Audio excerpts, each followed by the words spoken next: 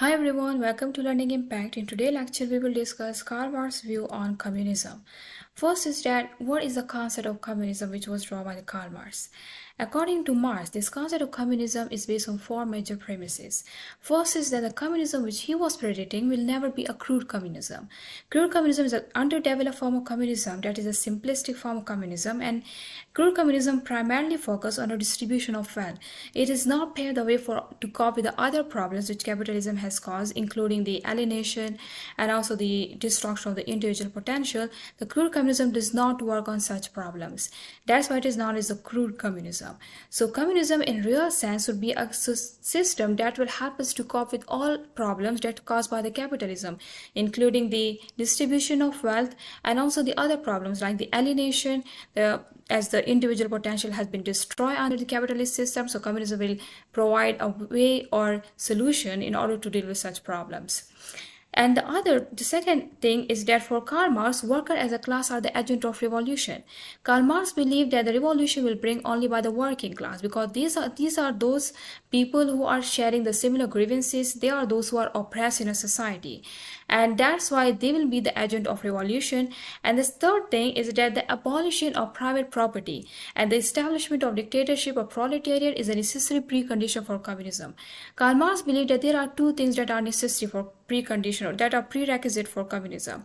That is the abolition of private property, means that the concept of the ownership of private property, this concept will be abolished. And the second thing is the establishment of dictatorship of proletariat. It's a type of government that we have discussed in a previous lecture, but for now I will say that briefly that this dictatorship of proletariat is a type of condition or government which Karl Marx believes will be a temporary phase, which will aim to redistribute the surplus among the masses of society evenly. These are two conditions that are necessary for communism. And the fourth thing is that Karl Marx believed the cooperative modes of living without alienation and exploitation of man by man are possible only in a classist society without state and politics. Karl Marx believed that the society the communism which he was predicting will be a type of society that will be based on a cooperative mode of living. There will be a cooperation among the masses of society, as there will be no competition. The competition and the conflict that was most prevailing in a capitalist society will be replaced by the cooperation. And there will be no alienation and exploitation, because there will be no class conflict. And in such society, as it will be a classless society, the whole society will act as a class. There will be no divisions among the masses of society on the basis of the socio-economic status. So there will be no need of state and politics, because as there will be no room for class conflicts, of course, the state and politics was something that would fade away with time, because there will be no need of it. Most of the societies, like the capitalist society, the state and politics were necessary as they were dealing with problems like the class conflict. But in case of the communism, as it will be free from class conflicts, so of course there will be no need of politics and states. So these are the four major premises which Karl Marx believed are the underlying principles of the communism which he was predicting. Now, the characteristics of Marx communism. The communism concept which was proposed by the Karl Marx has some distinguishing characteristics. First is that it will be a classless society. There will be no concept of class. The whole society will act as a class together as a whole, and there will be no divisions as in capitalist system. There were two major classes, bourgeoisie and the proletarian, and the other two minor classes, that were the petty bourgeoisie and the lumpen proletarian. In case of the Marx communism, there will be no such classes. The whole society, they will live in cooperation, they will live in harmony. It will be a kind of harmonious relationship, and it will be a kind of self-regulatory society. And there will be no concept of state, because there will be no class conflict. So the state will be an institution that would fade away with time. There will be no need of state. And also that the competition and the conflict that was prevailing in a capitalist society will be replaced by the feelings and the attitude of cooperation. Every individual will try to have cooperative ties with others, so they will live in unity, and it will lead to a collective harmony. And also that there will be end in themselves, means that the individuals will have end in themselves, means that the goals that they will achieve, it will be satisfactory for themselves. They will not act for other class. Like in case of the capitalist, the proletariat was working for the profit of the bourgeoisie class, for the capitalist class. But in case of the Marx communism, it will be end in themselves, means that they will work for their own satisfaction, for their own benefit.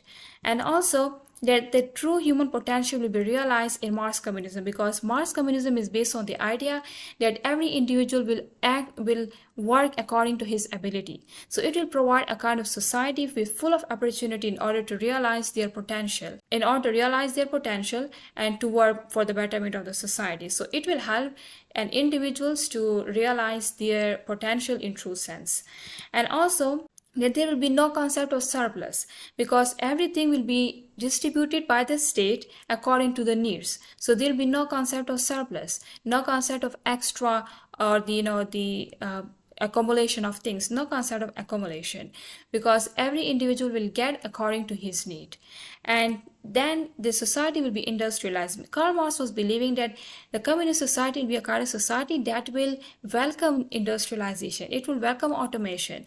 Means that it will not be a kind of society that would kind of primitive society or kind of least industrialized. Karl Marx believed that we will promote industrialization, but we will also consider the other factors like the true human personality. We will try to envision a society through the feelings of cooperation. So industrialization will then not lead to the class conflict or the division of society into classes. And the other thing is that the commodities which produced by, in case of the Karl Marx communist society, will have only use value, because it will be used for the satisfaction, for immediate satisfaction. It will not be used to have exchange value in a market economy and to determine the worth according to the profit it generates in a market economy. It would not be like this. It would be according that how this product can help to satisfy our needs. For example, the bread is used to satisfy hunger. It will be used for this purpose.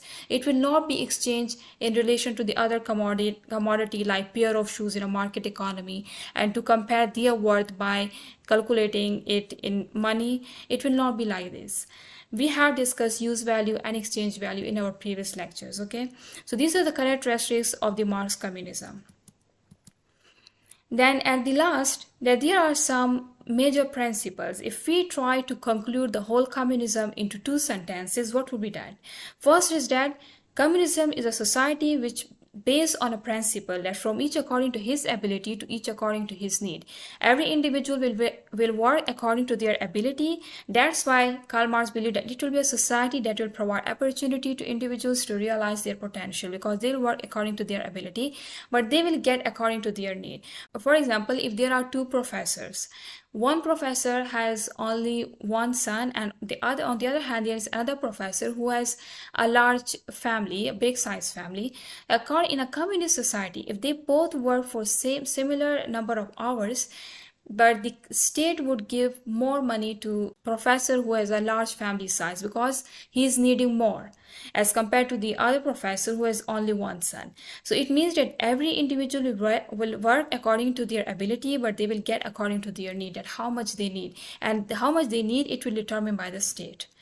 And the second thing, that freedom of each will be the condition of freedom for all, means that the individual liberty will be interconnected with the collective liberty. True emancipation of society will only be realized when each and every individual enjoy the same level of liberty, means that every individual will be entitled to a similar level of liberty, and it will lead to the emancipatory and a free society in real sense. So freedom of each will be the condition of freedom for all, means that unless each and every individual society is free, the society as a whole cannot be free. So it means that each and every individual of the society will enjoy the same level of freedom.